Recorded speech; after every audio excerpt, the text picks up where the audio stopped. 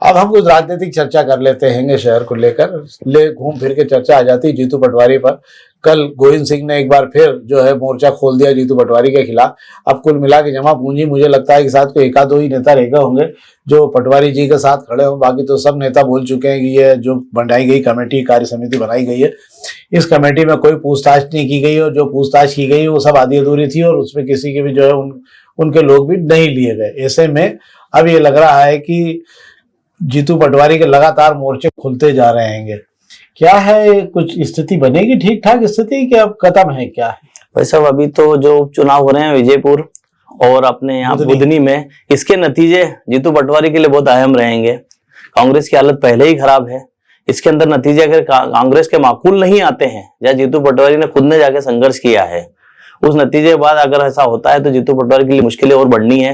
वैसे भी जीतू पटवारी जब से प्रदेश अध्यक्ष बने हैं, मुश्किलें कम नहीं हो रही है, बढ़ती ही जा रही है। उस पर रही बात, ये प्रदेश कार्यकारिणी समिति बनाने की, प्रदेश की जो टीम बनाई है उससे प्रदेश के ज्यादातर नेता नाराज हैं, और नेताओं का असर यहाँ इंदौर में भी दिखाई दे रहा है, जो अपने ही बड़े नेताओं की जन्मतिथि, पुण्यतिथि पर नजर नहीं आ रहे हैं।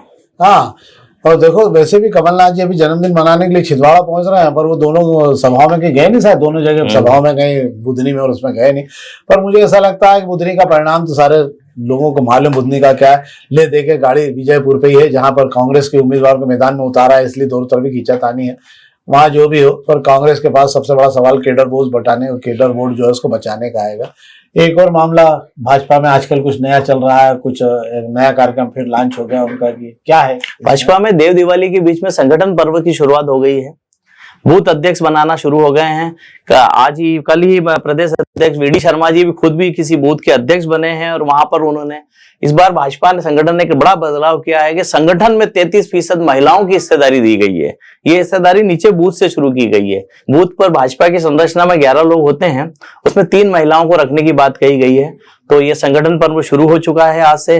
अब जितने भी, हालांकि बूथ अध्यक्ष और मंडल अध्यक्ष बनना है, विधायक की पसंद से बनना है, इसलिए विधायक के दर पर कार्यकर्ताओं का पहुंचना शुरू हो गया है। पर कल तो भाजपा ने प्रेस नोट जारी करके, जो भाजपा का था कि इससे विधायक चुनाव से विधायकों को, सांसदों को सख्त निर्देश कर दिए कि वे कृपा करके किसी भी हाल में संगठन के चुनाव कार्यक्रम में उनका कोई हस्तक्षेप नहीं होना चाहिए, और वे दूरी बना के रखें।